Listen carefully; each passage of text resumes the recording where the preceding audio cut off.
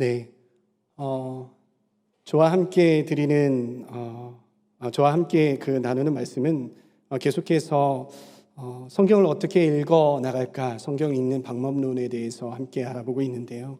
오늘 특별히 서신서를 어떻게 읽을까, 서신서 어떻게 읽어낼 것인가라는 제목으로 함께 나누려고 합니다. 네, 여러분 서점 혹은 도서관 좋아하십니까? 저는 서점과 도서관을 상당히 좋아하는데요. 서점과 도서관에 가보면 책들을 장르별로 이렇게 나누어 놓습니다. 자기계발서 또는 경제서적, 그리고 소설, 수필, 참고서, 육아, 이러한 여러 가지 장르들로 이렇게 나누어 놓는데요. 이 중에서 우리가 한번 자기계발서와 소설을 읽는다고 함께 생각을 해보시면 좋을 것 같습니다. 여러분, 이 자기계발서와 이 소설 읽는 방법이 같을까요, 여러분? 아니죠. 소설과 그리고 이 자기계발서는 읽는 방법이 서로 다릅니다.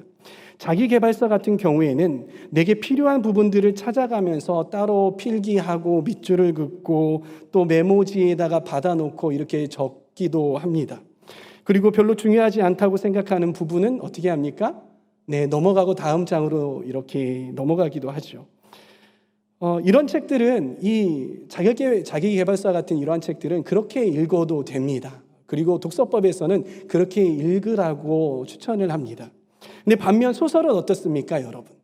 소설 같은 경우에는요, 줄을 긋거나 막 이렇게 메모하거나 그렇게 읽지 않습니다. 가볍게 처음부터 끝까지 쭉 가벼운 마음으로 읽어 나가는 거죠. 거기서 어떤 정보를 캐내려고 하지 않는 것입니다. 그리고 별로 읽고 싶지 않다고 해서 건너뛰면 어떻게 됩니까? 네, 줄거리를 제대로 파악할 수 없게 되는 거죠. 이처럼 책은 장르에 따라서 읽는 방법이 다릅니다. 제가 여러분들에게 성경 읽기에 기본적인 전제가 있다고 말씀을 드렸죠. 그 중에 하나가 무엇이냐면 바로 성경은 글로 되어 있다라는 것입니다. 다시 한번요. 성경은 뭐로 되어 있다고요? 글로 되어 있다라는 것입니다. 글은 장르가 있다라고 말씀을 드렸어요. 성경도 글로 되어 있기 때문에 성경 각 권마다 장르가 다 있다라는 것입니다. 이걸 보고 신학적인 용어로 문학적 구성이라고 말합니다. 그리고 그 각 장르마다 우리는 읽는 방법을 달리해야 하는 것입니다. 왜냐하면 성경을 썼던 저자들이 그 시대 그 특정 장소에서 통용되었던 글쓰기 방법을 사용했기 때문인 것이. 그러기에 우리는 장르를 알아야 하는 거고요. 그리고 읽는 방법도 장르에 맞추어서 다르게 읽어야 하는 것입니다. 여러분, 이것은 영적이고 그리고 덜 영적인 어떤 그런 문제가 아닙니다. 오히려 이런 장르를 잘 알고 읽어 나아갈 때에 더 영적인 해석을 할 수 있고 더 영적인 적용을 할 수가 있는 것입니다. 따라서 우리는 성경을 잘 읽어내기 위해서는 각 성경마다 장르를 알고 그 장르에 읽는 방법에 따라서 맞추어서 성경을 읽어 나아가야 한다는 것입니다. 성경은 크게 율법서와 역사서, 또 선지서, 그리고 복음서, 서신서, 예언서 이렇게 구분을 합니다. 그리고 그마다의 글쓰기 방법들이 다 다른 것입니다. 오늘 우리가 알아볼 문학적 장르는 바로 서신서입니다. 제가 서신서를 선택한 이유는 무엇이냐면 서신서가 비교적 다른 성경에 비해서 좀 짧습니다. 그리고 접근하기가 쉽습니다. 그래서 서신서를 알아볼 건데요. 나름 이렇게 정리를 해봤으니까 함께 잘 따라와 주셨으면 좋겠습니다. 여러분들은 서신서를 어떻게 이해하고 계십니까? 많은 사람들이 이 서신서를 신학 논문집 정도로 이해하는 경우가 많습니다. 신학적인 내용들을 잘 정리해 놓은 책으로 읽는 경우가 많다라는 말입니다. 그래서 그 안에서 신학을 정리하려고 하고 그리고 우리 교회와 또한 우리 삶 가운데 직접적으로 그 서신서에 있는 신학적인 내용들을 적용하려고 하는 경우가 참 많다라는 것이.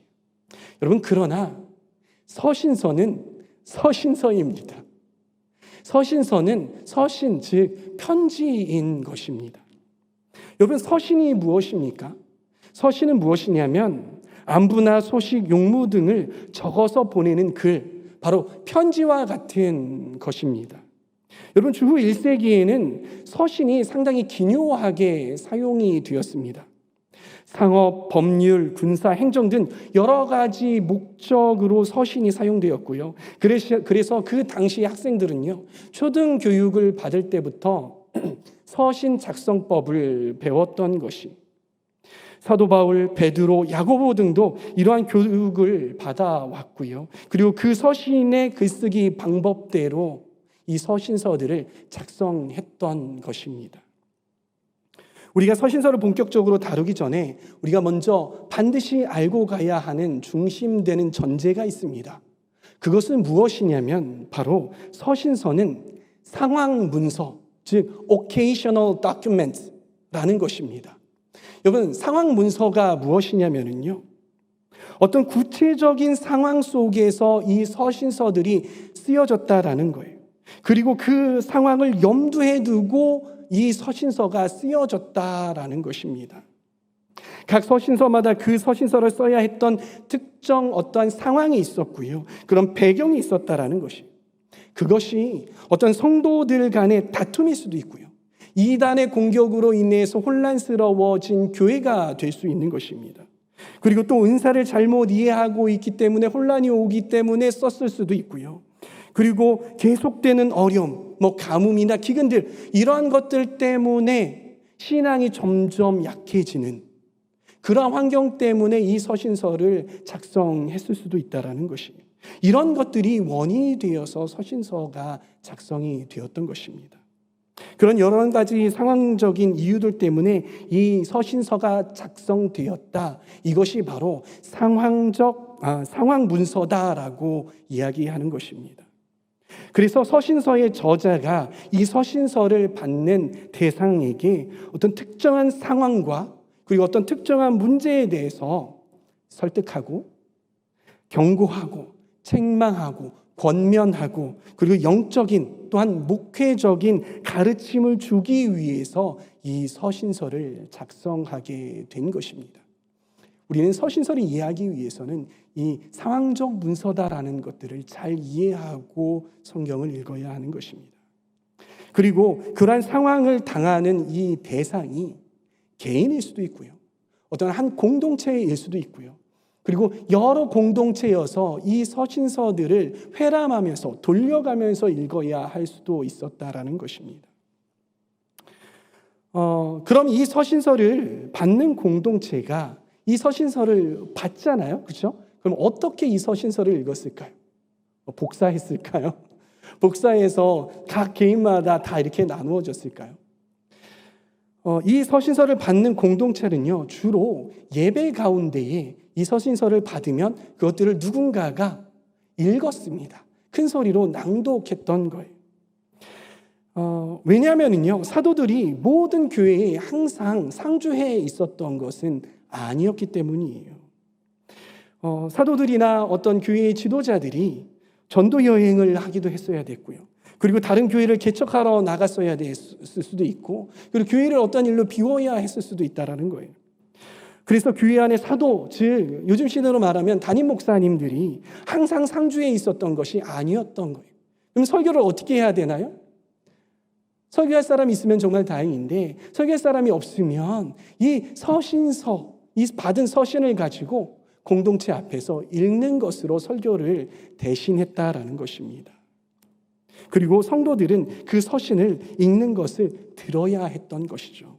그렇기 때문에 이 서신서의 저자들은 편지를 들을 때에 잘 이해되고 그리고 기억에 오래 남게 하기 위해서 어떠한 수사학적인 기법들, 그런 표현들을 사용했다라는 것이. 여러분, 서신서에는 이러한 특징들이 있습니다.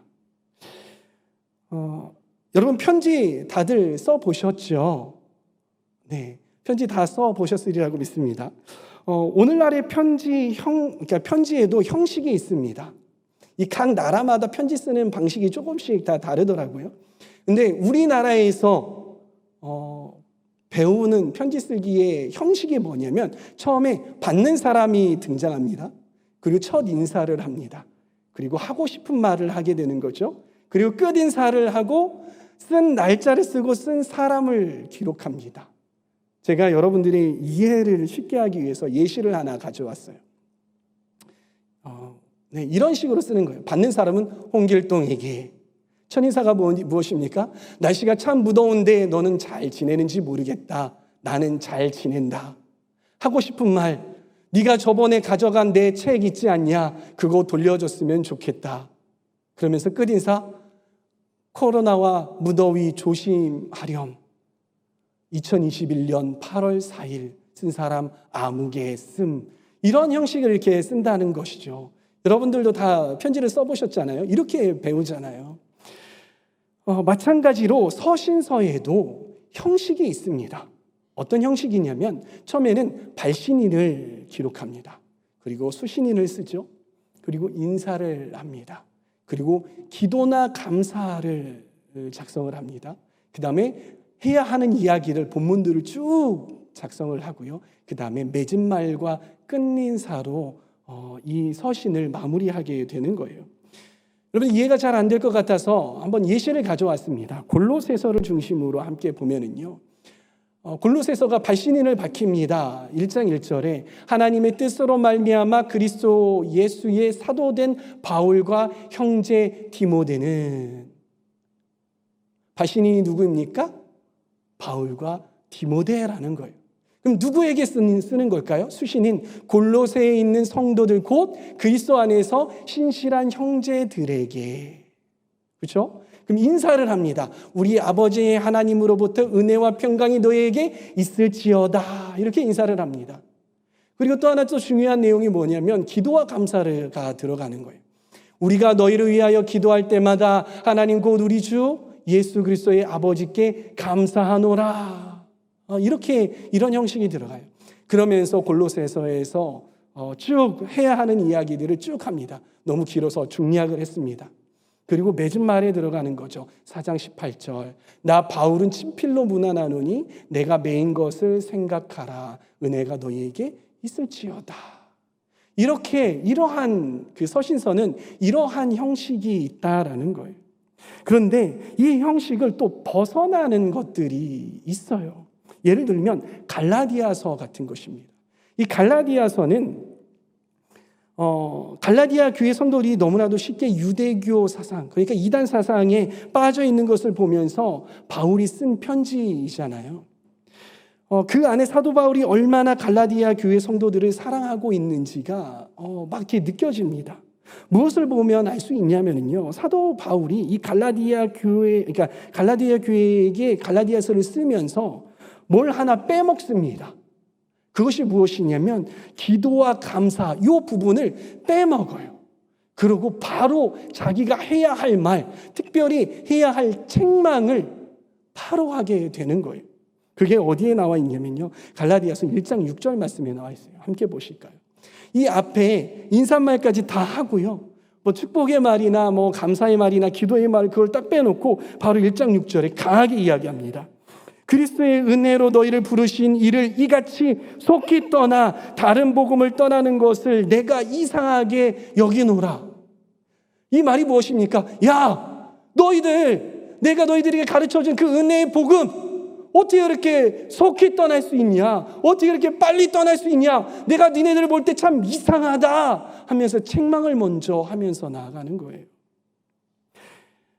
이걸 통해서 갈라디아 교회를 향한 사도 바울의 막 끓는 마음, 어쩔 줄 못해서 너무 사랑해서 어쩔 줄 못해서 이 형식을 따라 써야 되는데 그거 다 내팽개쳐 놓고 본론으로 들어가서 책망 먼저 하고 있는 이 사도 바울의 마음을 우리가 느낄 수가 있다라는 거예요. 이처럼 우리가 서신서의 형식을 알아도 서신서를 더욱더 풍성하게 읽어낼 수 있다라는 것입니다. 여러분, 그러면 우리가 서신서를 읽을 때 어떻게 하면 더 풍성하게 잘 서신서를 읽어낼 수 있을까요, 여러분? 제가 그래서 5가지를 준비해 봤습니다. 몇 가지요? 5가지입니다. 그중에 첫 번째는 무엇이냐면 그 서신이 쓰여진 배경을 우리가 알아야 합니다. 우리 함께 있는 자리에서 따라해 보실까요? 서신서가 쓰여진 배경을 알아야 한다. 네, 온라인으로 여러분들이 따라하시는 목소리가 들리는 듯합니다. 네, 여러분 제가 앞서서 서신서는 상황 문서들이라고 말씀을 드렸지 않습니까? 즉 어떤 구체적인 상황 속에서 그 상황들을 위해서 쓰여진 글이라고 여러분들에게 말씀을 드렸어요. 그렇기 때문에 우리는 그 서신서가 쓰여진 배경을 알아야 하는 거예요. 그 상황, 그 배경이 무엇일까요? 그런 배경들은 사회적인 배경, 문화적인 배경, 정치적인 배경, 종교적인 배경, 역사적인 어떤 그런 배경, 그런 상황들을 우리는 이해해야 하는 거예요. 즉, 당시에는 어떤 사회적인 배경이 있었는지, 그리고 문화는 어떠했는지, 어떠한 문화가 유행했는지, 정치적으로 누가 왕이었고, 그 의회는 어떻게 구성이 돼서 어떠한 파들이 일어나고 있었는지, 그리고 그 당시 이스라엘이 어떤 나라에 속해 있었는지, 그리고 어떤 종교와 어떤 이념들이 대립이 되고 있었는지, 그리고 당시 교회 성도들의 강점은 무엇이고 당시 교회의 성도들의 약점은 무엇이었는지, 이런 것들을 파악하면 서신서를 이해할 때 정말 쉽게 이해할 수 있는 것입니다. 여러분, 그런데 문제가 있습니다. 우리 성도님들 스스로 이 작업을 찾아서 하기가 다소 어렵다라는 거예요. 여러분들이 이것들을 찾기 위해서 인터넷을 뒤지다 보면은요, 이거다 하면서 정확하게, 아주 명확하게 나와 있는 것들을 찾기가 어려워요.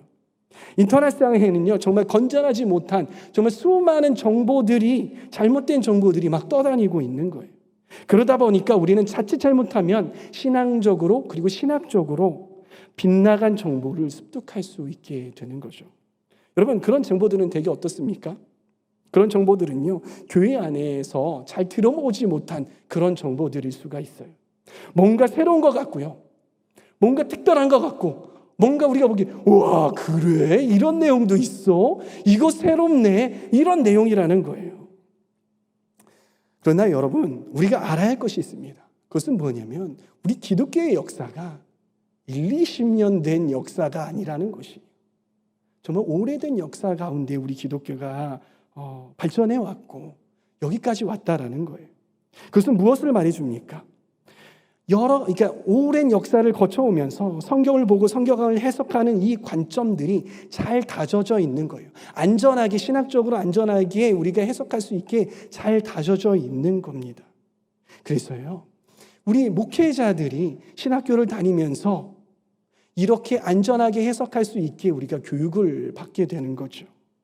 그래서 우리 목회자들은 그 도에 벗어나지 않게 교회에서 가르치게 되는 것이죠. 우리는 그 안전한 울타리 안에 있어야 되는 겁니다. 여러분, 우리가 자꾸 울타리 밖으로 나가려고 하면은요, 그런 양들은 결코 안전을 보장받을 수 없게 되는 거예요. 그럼 이런 어려움이 있는데 우리는 어떻게 하면 이런 상황들과 배경들을 습득할 수 있을까요? 여러분, 우리 주임제 교회는요, 성경이 진행될 때마다 수요일 날 우리 김규호 목사님께서 꼭 말씀이 진행될 때마다 앞부분에 이 배경들을 잘 설명을 해주세요. 저자가 누구인지, 누구에게 썼는지, 그 당시 역사적인 배경이 어떠했는지, 이런 부분들을 빼놓지 않고 항상 말씀해 주시는 거예요. 여러분, 그 부분이 여러분들 쉽게 지나가고 여러분들하고 별로 관계없다고 생각해서 그냥 놓쳐버렸을 수도 있겠지만은 이 부분이 상당히 중요하기 때문에 목사님께서 반드시 이 부분을 하고 계시다라는 것입니다. 여러분, 그런데도 불구하고 우리가 이런 부분들을 잘 모르는 이유는 무엇이냐면 우리가 관심이 없어서 그런 거예요. 이게 중요하다고 생각되지 않아서인 것입니다. 그렇기 때문에 우리 주임제교회 성도님들은요, 지금부터 목사님께서 이러한 부분들을 잘 설명해 주실 때, 특별히 배경 같은 부분들을 설명해 주실 때에 잘 들으시고 잘 메모해 주시고 그 자료들을 차곡차곡 쌓아 두시길 바랍니다. 특별히 우리 교회는 이러한 책들이 진행이 되고 끝날 때마다 교재로 나오잖아요. 그런 교재들 한쪽에다가 그냥 처박아 두지 마시고 여러분들 곁에 잘 두셨다가 성경을 읽을 때 꼭 그 배경들이나 이러한 부분들을 찾아서 반드시 점검하고 가셔야 한다는 것입니다. 우리 주임제교회 성도님들 다 그렇게 해주시기를 부탁드립니다. 그럴 때 우리는 서신서를 잘 읽어낼 수 있습니다. 이렇게 서신서의 배경을 숙지한 다음에는 두 번째, 쉬지 말고 한 번에 읽어보아야 합니다. 따라해 보실까요? 쉬지 말고 한 번에 읽어보아야 합니다. 네, 저는 여러분에게 이 성경이 약간 어떤 권위, 그러니까 처음부터 끝까지 한 번에 창세기부터 요한계시록까지 한 번에 읽으려는 이야기가 아니라요. 예를 들어서 에베소서다. 그러면 에베소서 한 권 정도는 앉아있는 자리에서 끝까지 읽어보라는 그런 이야기입니다. 여러분, 저뿐만이 아니라 많은 목회자들과 신학자들이 이 한 번에 읽을 것을 강조하고 있습니다. 왜냐하면 전체의 맥락에 따라 성경을 보아야 하기 때문인 거예요. 한 번에 읽으면은요, 전체적인 맥락이 보입니다. 이 앞에 그림이 나와 있는 것처럼 한 번에 읽으면 숲이 보이게 되는 거예요. 그런데 일부만 보게 되면은요, 성경을 오해하게 될 수 있는 것이에요. 여러분, 서신서는 앞서 말씀드린 바와 같이 교회가 설교 시간에, 예배 시간에 회중에게 읽는 그러한 책이라고 말씀을 드렸잖아요. 그렇기 때문에 쓸 당시에도 그것들을 염두에 두고 썼던 것이, 여러분 다 사랑하는 사람에게 편지를 받아보셨죠? 네, 받아보셨으리라고 믿습니다. 여러분이 편지를 받으면 조금 길다고 느껴지면 오늘은 요거 한 장 읽고 다음 날은 그 두 번째 장 읽고 그 다음 날은 세 번째 장 읽고 이렇게 읽습니까? 아니죠. 좀 길게 느껴져도 그 편지를 처음부터 끝까지 쭉 다 읽어 나간다라는 것이, 한 번에 쭉 읽어 나아갈 때에 이 편지를 쓴 사람의 마음, 전체적인 마음이 느껴지는 거예요. 여러분, 설교도 한번 생각을 해봅시다. 우리가 목사님께서 하신 그 설교들이 있잖아요. 우리 유튜브에 올라가 있잖아요. 여러분들이 그 말씀들을 항상 들으시잖아요. 유튜브를 통해서. 근데 그 유튜브를 볼 때 여러분, 조금 길다고 느껴지면 오늘은 1분에서 10분까지 그 유튜브를 듣고, 내일은 20분에서 30분까지 유튜브를 듣고, 그 다음 날은 30분에서 40분까지 유튜브를 듣고 이렇게 끊어서 듣습니까? 아닌 거죠. 어떻게 듣습니까? 처음 좀 길다고 느껴져도 처음부터 끝까지 한 번에 쭉 다 듣는 거예요.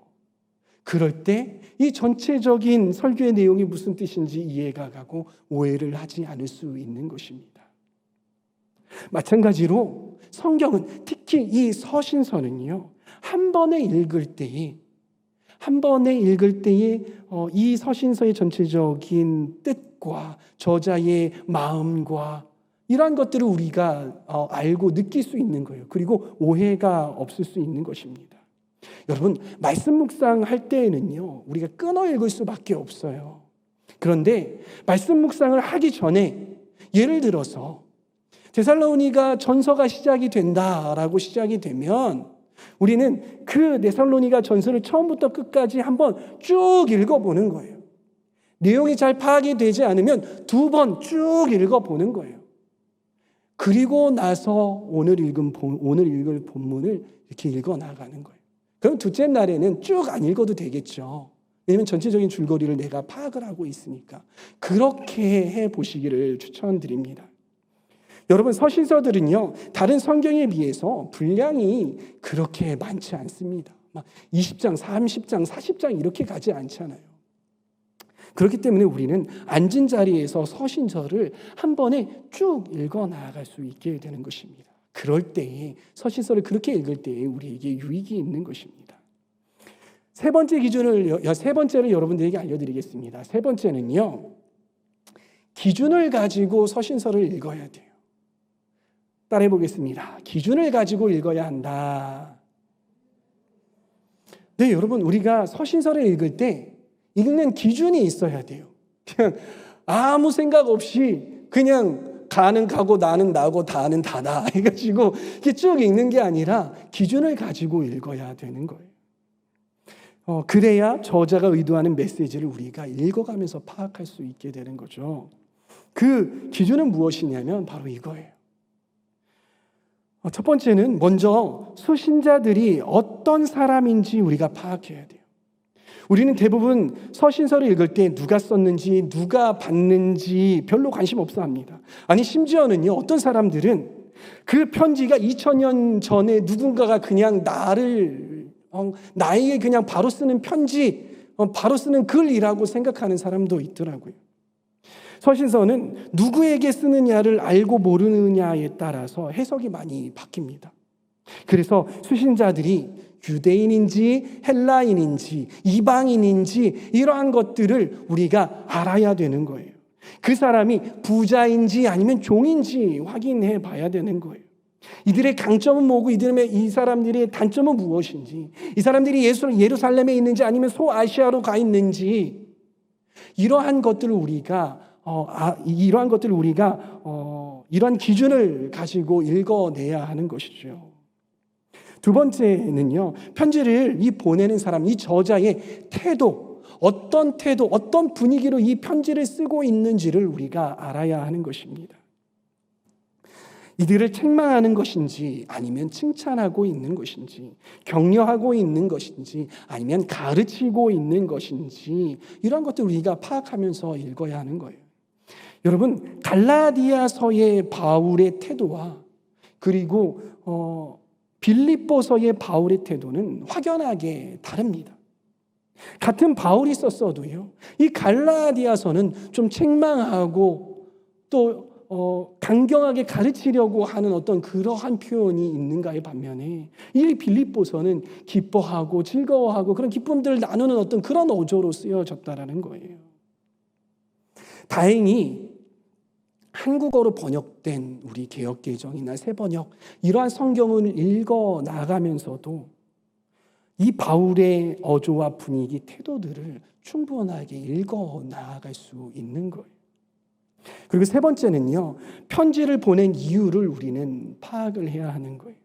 어떤 상황 때문에 이 편지를 보내게 되었는지를 우리는 읽어낼 수 있어야 하는 것입니다. 교회 안에 어떤 문제가 있어서 편지를 보내는지, 어떤 부족함이 있어서 그러는지, 어떤 사람을 보내기 위해서 편지를 쓰는지, 이단 사상에 빠져 있는 사람을 바로잡기 위해서 이 편지를 쓰는지, 우리는 그 의도를 읽어가면서 충분히 찾아낼 수 있다라는 것입니다. 그리고 마지막은요, 말하고자 하는 내용을 어떻게 전달하고 있는지를 우리가 읽어낼 수 있어야 하는 것이. 전에 제가 성경을 풍성하게 읽는 툴에 대해서 여러분과 함께 나눈 적이 있습니다. 여러분, 어려운 수사 방법이 아니어도요, 반복되는 단어들을 우리가 찾아낼 수 있잖아요. 기쁨이라는 단어, 온전이라는 단어, 복음이라는 단어, 이러한 반복되는 단어들을 우리가 찾아낼 수 있는 거예요. 비유법을 사용했는지 아니면 비교나 대조하고 있는지, 이러한 것들을 우리가 찾아내면서 우리가 서신서를 읽어 나아갈 수 있는 것입니다. 이 부분에 대해서는요, 성경을 풍성하게 읽는 4+1가지 방법에 대해서 여러분들과 함께 나누었습니다. 다시 한번 여러분 유튜브 찾아서 살펴보시면 좋을 것 같아요. 이렇듯 우리는 서신서를 읽어가면서 이런 기준에 의해서 서신서를 읽어야 하는 것입니다. 그리고 네 번째는 무엇이냐면, 서신서의 메시지를 현 시대에 맞게 해석하고 적용해야 합니다. 메시지를 현대에 맞게 해석하고 적용해야 한다. 따라해 보실까요? 시작. 여러분, 신학자들이 이 서신서를 연구함에 있어서 좀 아쉽게 생각하는 영역이 한 가지가 있습니다. 그것이 무엇이냐면요, 신학자들이 이 1세기, 그러니까 이 서신서가 쓰여진 이 시대를 연구하는 것들은 참 잘 해놨어요. 그런데 이것을 어떻게 현대에 적용할까에 대해서는 이 부분에 대해서 아주 치밀하게 치밀하게 연구하지 못했다고 합니다. 네, 이렇게 치밀하게 연구하지 못했다고 해요. 그래서 서신서를 우리가 읽을 때에 이것을 현대에 적용함에 있어서 다소 모호한 점들이 발견하게 되는 거예요. 되게 이러한 영역들 때문에 우리가 서신서를 대할 때 이거 뭐지? 이거 어떻게 해석을 해야 되지? 우리가 어떻게 이 내용을 우리 삶 가운데 적용할 수 있지? 이걸 어떻게 우리 교회에 적용할 수 있지? 이런 부분들이 모호하게 다가오는 거예요. 이런 영역 때문에 우리 서신서를 어렵게 느껴지는 겁니다. 우리는 교회와 신학과 한국적인 틀 안에서 성경을 해석하고 성경을 적용하려고 합니다. 그러나 서신서가 쓰여진 배경은 바로 1세기 이스라엘과 소아시아 지역의 로마 시대 그리고 헬레니즘 문화인 것이에요. 물론 하나님의 말씀은 모든 시대 가운데의 진리이고 규범이 되지만 이 둘의 이런 간극이 있기 때문에 우리는 서신서를 해석하고 적용하는 데 다소 어려움을 느낄 수 있다는 거예요. 여러분 예를 한번 들어볼까요? 디모데전서 5장 23절을 한번 봅시다. 뭐라고 이야기하냐면 이제부터는 물만 마시지 말고 내 위장과 자주 나는 병을 위하여 포도주를 조금씩 쓰라. 이걸 가지고 어떤 사람들이 이보십시오. 술, 포도주 쓰라고 하시지 않았습니까? 마셔도 된다고 하지 않았습니까? 라고 이야기를 하는 거예요.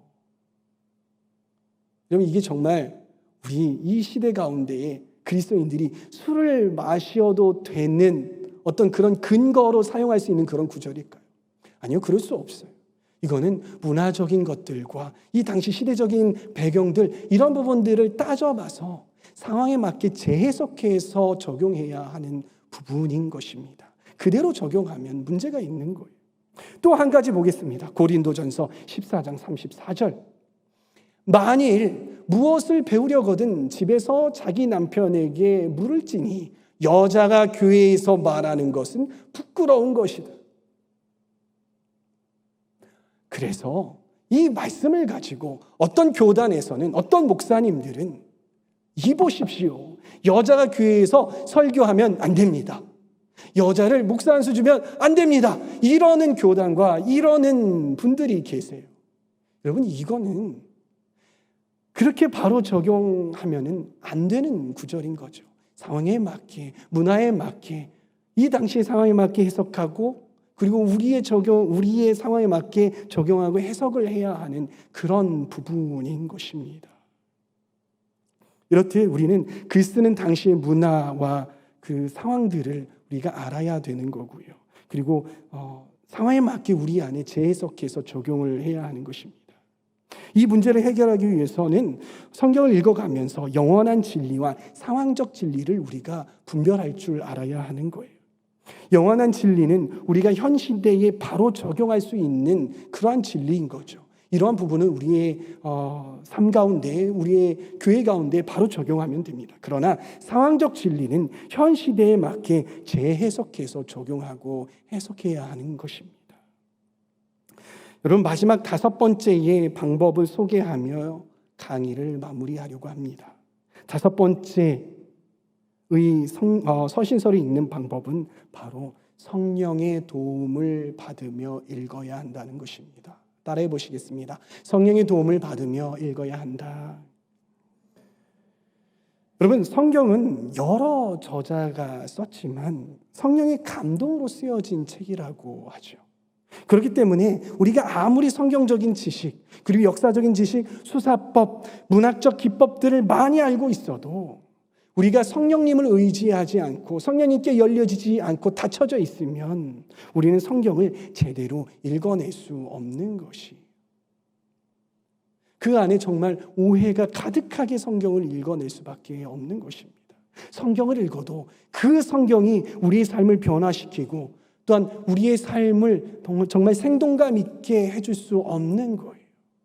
그러기에 우리는 성령님께 열려있고 성령님께 의존하며 성령님께 물어가며 성경을 봐야 하는 것입니다. 저도 성경을 읽으며 연구할 때에 참 난해할 때가 많아요. 때로는 성경을 읽을 때 마음이 좀 바스락거리고 퍽퍽할 때가 있는 거예요. 아무리 주석을 보고 아무리 역사적, 문학적, 문화적 방법을 치밀하게 대입해 봐도 풀려지지 않는 그러한 것들이 있어요. 분명히 이 성경을 읽으면 내가 은혜를 받고 내 마음이 감동이 와야 되는데 퍽퍽할 때가 있다라는 거예요. 그럴 때마다 저는 주님, 성령님, 이게 도대체 무엇일까요? 성령님, 저에게 감동을 주십시오. 이렇게 주님 앞에 의탁하고 성경을 읽어요. 그러면 그럴 때마다 성령님께서 막혔던 부분들을 풀려지게 하시고, 그리고 와닿지 않는 부분이 확 와닿게 하는 그런 역사들, 그런 일들을 많이 경험하게 되는 것이. 여러분, 왜 그럴까요? 왜 그러냐면 모든 성경의 원저자는 바로 성령님이시기 때문인 거죠. 우리 디모데후서 3장 16절 말씀을 함께 읽어보도록 하겠습니다. 시작. 모든 성경은 하나님의 감동으로 된 것으로 교훈과 책망과 바르게 함과 의로 교육하기에 유익하니. 아멘. 앞에 있는 이 네 가지 방법들, 이 네 가지 방법들은요, 서신서를 읽을 때 정말 중요한 방법입니다. 반드시 여러분들이 이 방법들을 숙지해서 서신서를 읽어 가셨으면 좋겠어요. 그러나 이 모든 것에 앞서서 가장 중요하고 가장 기본이 되는 것, 이것은 바로 우리가 성령님께 열려있고 성령님께 해석해달라고, 성령님께 이 부분들을 알려달라고 구하며 나가는 이 태도가 가장 중요하고 가장 기본되는 것이라는 것 잊지 마시기를 부탁드립니다. 이 사실을 기억하고 성경을, 특히 서신서를 읽어 나가셨으면 좋겠습니다. 우리는 올바르지 못한 메시지들이 정말 난무하고 있는 시대에 살고 있습니다. 똑같이 성경을 읽어도 우리가 그러한 잘못된 메시지에 우리의 중심들이, 우리의 삶들이, 우리의 생각들이 담겨져 있으면 그 성경을 읽어 나아갈 때에도 잘못된 해석과 잘못된 적용들이 나오기 마련입니다. 그래서 그리스도인들이 성경을 올바른 기준과 올바른 방법으로 읽어내지 않으면 여기저기 휘둘리기 너무나도 쉬운 것입니다. 그래서 우리는 성경을, 특히 서신서를 올바르고 건강하게 읽어낼 수 있는 힘이 있어야 되는 것입니다. 저는 우리 주임제교회 성도님들이 오늘 소개해드린 방법대로 성경을, 특히 서신서를 더욱더 풍성하게 읽어낼 수 있기를 부탁드립니다. 그래서 이 혼란스러운 시대 가운데 말씀을 깊이 그리고 올바로 알아 말씀대로 살아가시는 저와 여러분들 되시기를 축복합니다.